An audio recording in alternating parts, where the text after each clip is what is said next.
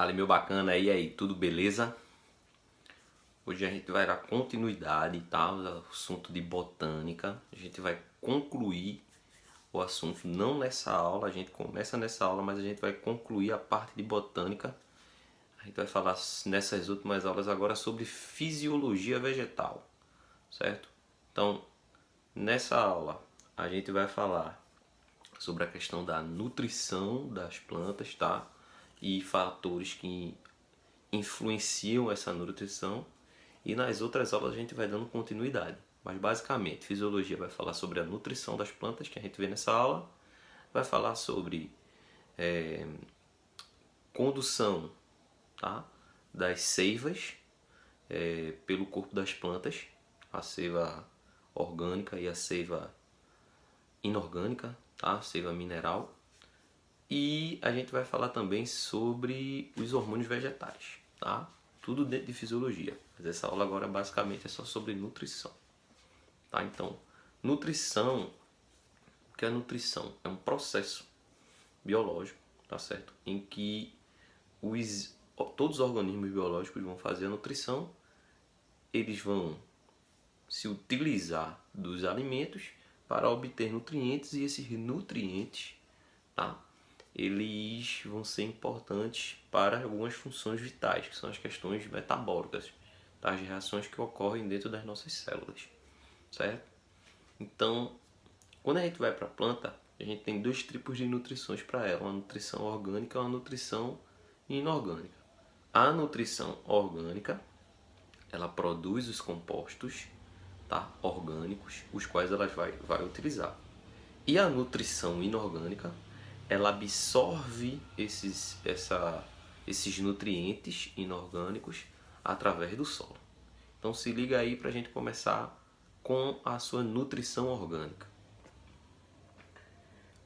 Sabendo disso, então vamos começar com essa parte da nutrição orgânica das plantas, que é justamente a fotossíntese, certo? Ela só ocorre através da fotossíntese.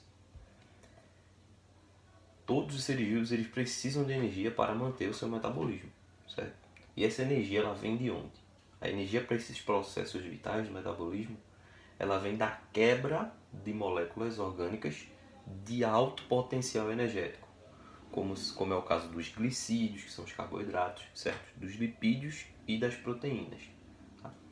As plantas, elas utilizam como fonte de energia para o seu metabolismo, tá certo? Moléculas orgânicas que elas mesmas produzem através da fotossíntese, certo? Então, logo a gente chama esses seres que produzem suas próprias moléculas orgânicas, ou seja, elas produzem o seu próprio alimento, a gente chama de seres autotróficos. A fotossíntese é um processo bioquímico que sustenta a vida na Terra. E como é que esse processo ocorre? Você observando essa imagem que eu estou colocando para vocês aí, você está vendo aqui que do lado esquerdo a gente tem o dióxido de carbono e a água, certo? Esses são os reagentes dessa reação. Eles vão reagir, ou seja, eles vão se misturar, tá certo? Vamos dizer assim.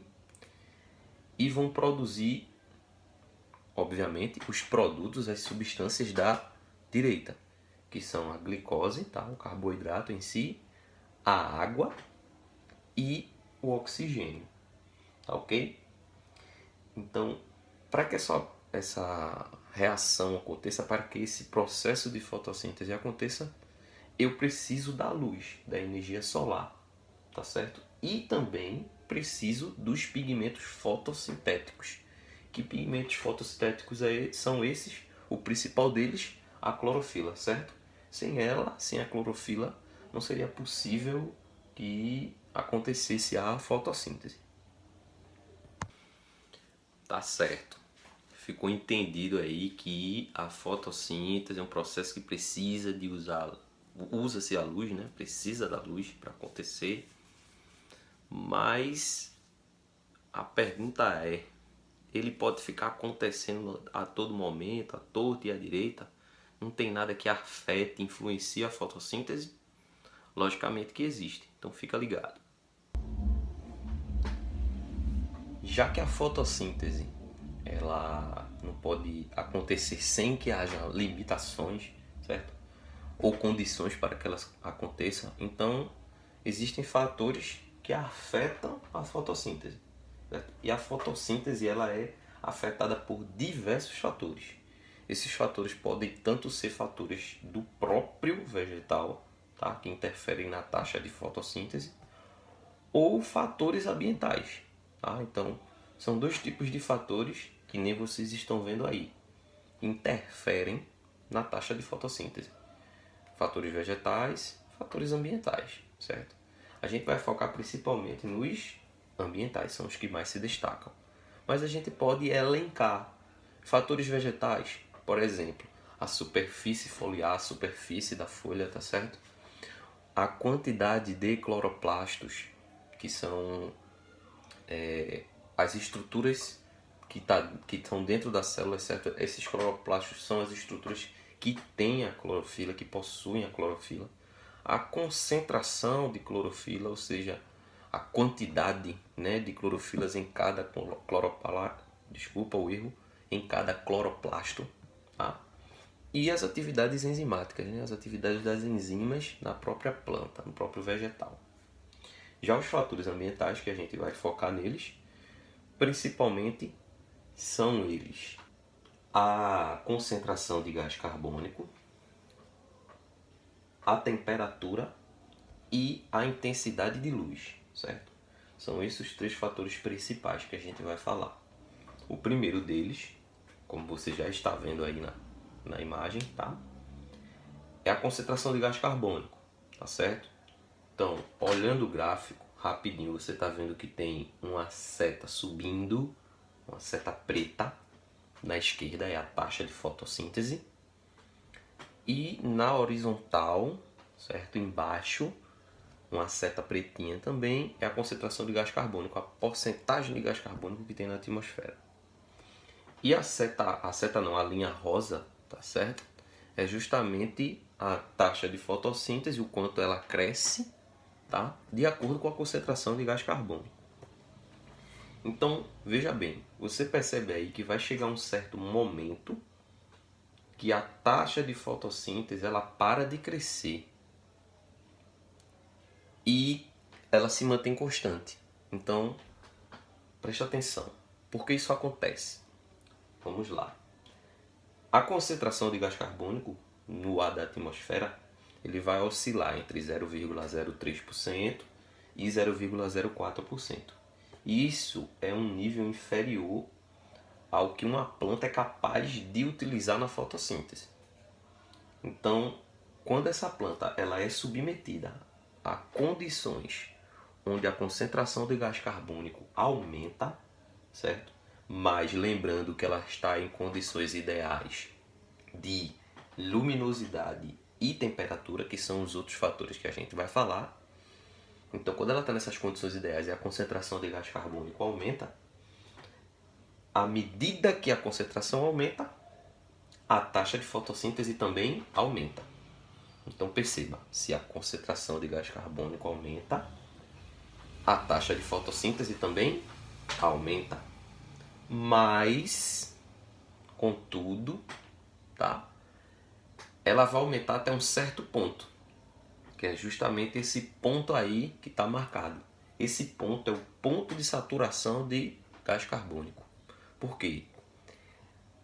Tá certo que quando a concentração de gás carbônico aumenta, a taxa de fotossíntese também aumenta. Porém, se a taxa de concentração aumentar cerca de 10 vezes, ou seja, a quantidade de gás carbônico na atmosfera chegar a 0,3% ou 0,4%, que é 10 vezes a mais do que o normal, né? A taxa de fotossíntese não vai aumentar mais, certo? Ela vai se manter constante. Entenda o seguinte, tá certo que a planta gosta de gás carbônico, mas ela também não gosta tanto assim. Então vamos lá, só para você entender. Quanto maior a taxa de concentração de gás carbônico, maior a taxa de fotossíntese, mas só até um certo ponto. O nome desse ponto, tá? Nessa concentração de gás carbônico que a planta gosta para aumentar a sua taxa de fotossíntese é chamado ponto de saturação, certo? Então, quando ela chega aí, a taxa de fotossíntese já está no máximo, não tem como mais aumentar, certo? Então, a gente diz que o gás carbônico ele é um fator limitante da fotossíntese, tá certo? Observando essa outra figura, a gente vai para o segundo fator. A gente sempre vai fazer uma correlação entre os três fatores ambientais principais, tá certo? Então, observando essa figura, você vai perceber o seguinte. Você está vendo um gráfico, tá certo? A taxa de fotossíntese em relação à temperatura. Então, plantas mantidas em condições ideais de luminosidade e de concentração de gás carbônico aumentam a sua taxa de fotossíntese à medida que a temperatura ambiental aumenta. Então, à medida que a temperatura aumenta, a taxa de fotossíntese também aumenta. Mas lembrando, tem um certo ponto. Até mais ou menos 35 graus Celsius. Se você olhar aí no gráfico, você está vendo que o gráfico, essa linha azulzinha no gráfico, ela tem um pico, que é onde a atividade de fotossíntese está no máximo, tá certo? Então, essa atividade está no máximo mais ou menos quando a temperatura está em 35 graus Celsius. Passou de 35 graus Celsius, você vai ver que o gráfico ele não vai se manter, a linha não vai se manter, feito a gente viu no gráfico de concentração de gás carbônico. A linha ela vai cair. Isso significa que está acontecendo o quê? Uma redução drástica na taxa de fotossíntese, tá certo? Por que isso acontece? À medida que a temperatura aumenta, tá certo? A taxa de fotossíntese também aumenta. Mas quando chega a mais ou menos 35 graus Celsius, se passar disso, o que vai acontecer é uma desnaturação das enzimas da planta, tá certo? Então, se vai acontecer uma desnaturação, as enzimas, desnaturar é quando as enzimas perdem suas funções, tá certo? A planta vai começar a perder as funções do metabolismo, logo a taxa de fotossíntese vai cair, tá certo? Então, quanto maior a intensidade de luz, maior a taxa de fotossíntese. Mas lembre, tem um ponto. Que ponto é esse? A temperatura de 35 graus Celsius mais ou menos, tá certo? Passou de 35, a planta também não quer ver mais não quer ter uma temperatura tão alta assim também não, tá? E o terceiro fator ambiental importante é a intensidade luminosa, certo? Lembrando que a gente sempre está comparando. Em condições ideais de temperatura e de concentração de gás carbônico, que são os dois outros fatores importantes, a taxa de fotossíntese ela vai aumentar em função do aumento da luminosidade, certo? Então, quanto mais se aumenta, a gente coloca a planta num local mais luminoso, tá? Mais ela vai fazer fotossíntese. A eficácia do processo de fotossíntese é maior. Só que também existe um ponto, que aí no gráfico você está vendo aí, ó, PSL. PSL não é um partido político, tá certo? PSL é o ponto de saturação luminosa. Do mesmo jeito que existe um ponto de saturação de gás carbônico, como a gente viu no primeiro gráfico, existe um ponto de saturação luminosa. O que é que significa isso? Significa que quando chega nesse ponto de intensidade de luz, a taxa de fotossíntese não vai mais aumentar, tá certo? A eficiência do processo de fotossíntese, ela não aumenta mais, ela vai se manter constante. Então, só para resumir, a taxa de fotossíntese aumenta com a intensidade luminosa, mas existe um certo ponto. O que ponto é esse? É o ponto de saturação luminosa. Espera aí. A fotossíntese é um processo que produz a substância orgânica para a planta, para ela se nutrir. Tranquilo. Mas será que ela tem alguma relação com outro processo metabólico dentro da própria planta? Se liga aí, vamos ver. Observando essa imagem, a gente percebe a relação entre a fotossíntese e a respiração, certo? Então perceba que eles são processos inversos, tá?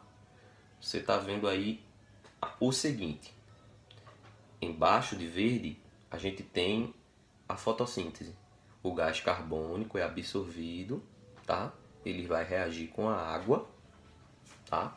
Mediante a presença da luz, e vai formar os produtos, que são a glicose, essa molécula grandona aí, o C6H12O6, tá? Mais o gás oxigênio. Esse gás oxigênio, tá? Uma parte dele vai ser liberada para a atmosfera. Só que outra parte não é liberada para a atmosfera. Outra parte vai ser usada pela própria planta no processo de respiração. Então se engana quem pensa que a planta só faz fotossíntese durante o dia.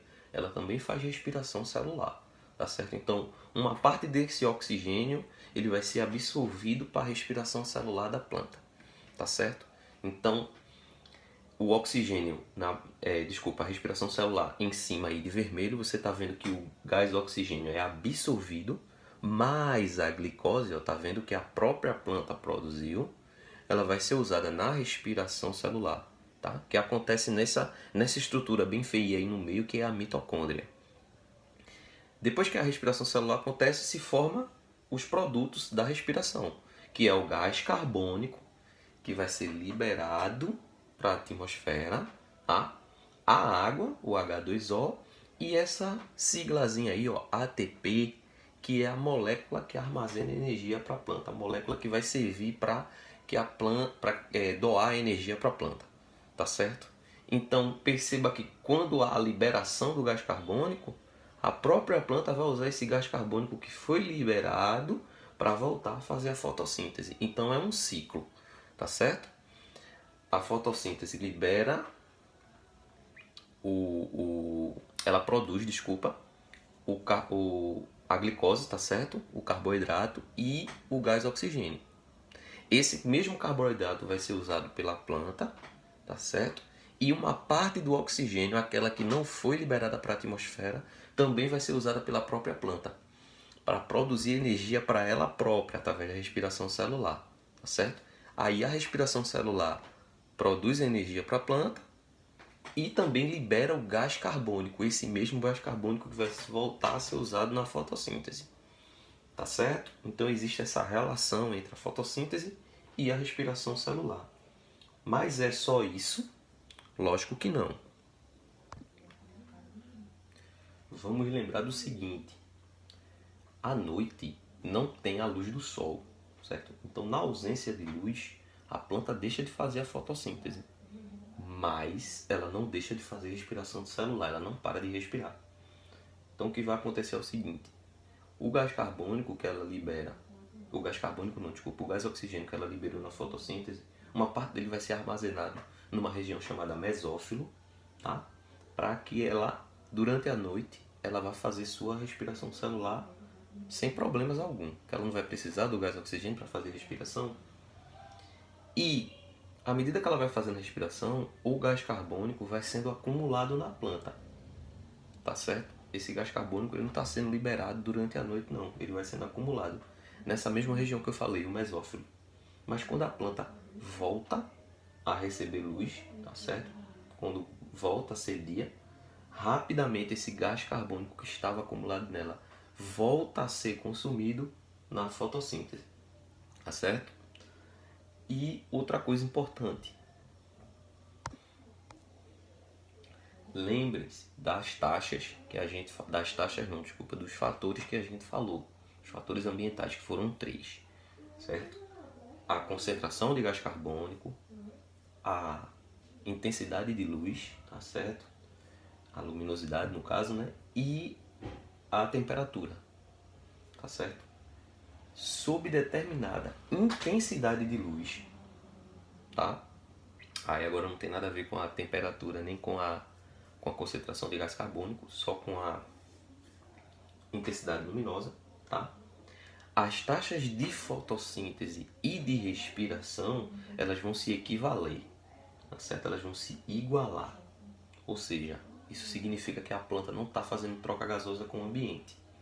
Então, todo o gás oxigênio que ela libera na fotossíntese, esse gás oxigênio, ele vai ser usado na respiração da planta. E todo o gás carbônico produzido na planta, tá, através da respiração, ele vai ser usado na fotossíntese. Então, de acordo com essa intensidade luminosa, quando tiver um certo ponto de intensidade luminosa, quando a taxa de fotossíntese e de respiração elas são iguais, a gente diz que esse ponto é chamado de ponto de compensação fótico ou ponto de compensação luminosa. O PCF, que nem você, onde está sendo apontado aí no gráfico, na setinha, tá certo? Então esse ponto é quando se equivale tanto a taxa de fotossíntese quanto a taxa de respiração. Então a gente deve concluir o seguinte, que para a planta ela poder crescer, ela precisa pelo menos que durante algumas horas do dia a intensidade de luz ela seja um pouco superior a esse ponto de compensação aí, tá? Porque se a intensidade de luz for superior, a taxa de fotossíntese vai ser superior.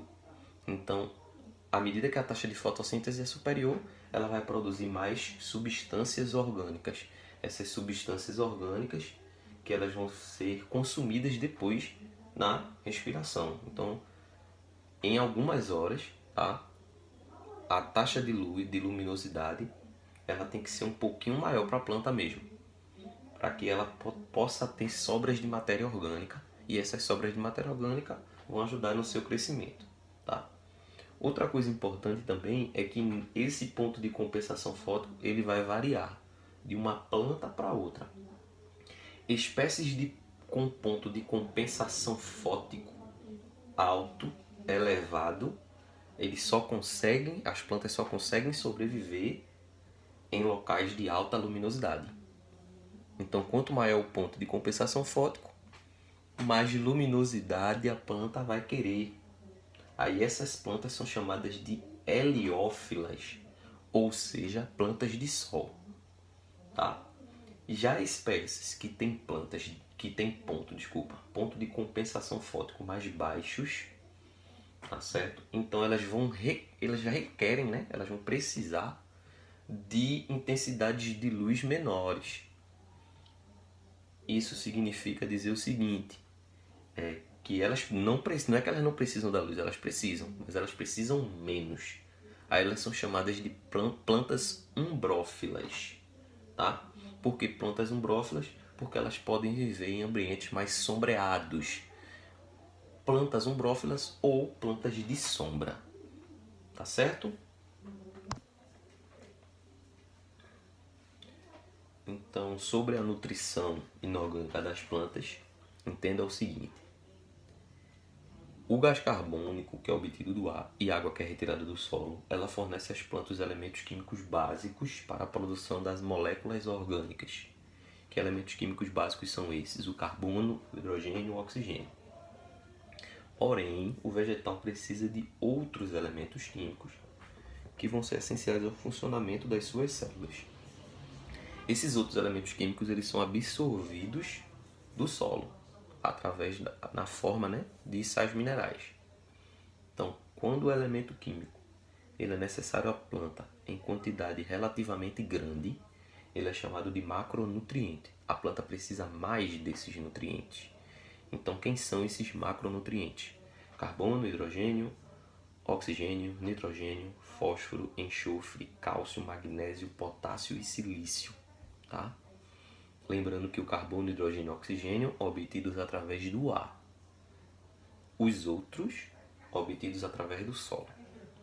Já quando os elementos, esses elementos químicos, eles são necessários em quantidades relativamente menores, eles são chamados de micronutrientes. Quem são os micronutrientes? Cloro, ferro, ouro, manganês, sódio, zinco, cobre, níquel, molibdênio. Tá? Micronutrientes e macronutrientes são necessários, são essenciais. Por exemplo, se a planta faltar algum elemento químico desses essenciais, ela pode apresentar alguns sintomas da deficiência. Quando nós estamos com deficiência de alguma vitamina, por exemplo, a gente apresenta algum sintoma, tá certo? Então, por exemplo, só um exemplo aí para a gente não se prolongar tanto. O magnésio, a falta de magnésio vai tornar as folhas mais amareladas. Por quê? O magnésio, ele é um elemento químico importante porque ele está presente na molécula de clorofila. Então, se eu não tenho magnésio, a planta não vai produzir clorofila em grande quantidade. Então, se ela não produz clorofila em grande quantidade, clorofila que dá esse pigmento esverdeado, né? Um pigmento esverdeado que dá essa cor verde à planta, ela vai se tornar mais amarelada devido a outros pigmentos que são produzidos, pigmentos amarelados. Tá certo? Então é isso, bacana. Espero que vocês tenham gostado dessa primeira aula. Um cheiro na criança, um cheiro na família e estuda a miséria.